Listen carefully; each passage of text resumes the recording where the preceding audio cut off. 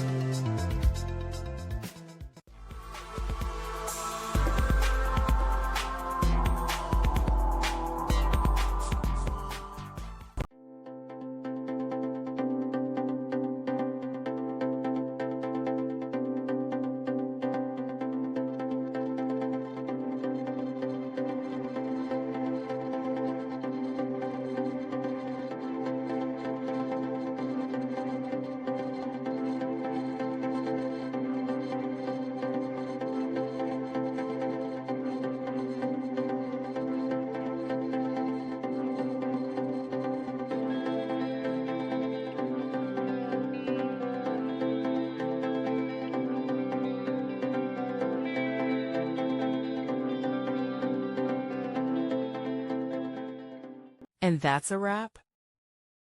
I hope you found the answer you were looking for. If you did, take a second to hit that subscribe button. It really helps out. And let me know in the comments which solution worked best for you. See you next time in the debug zone.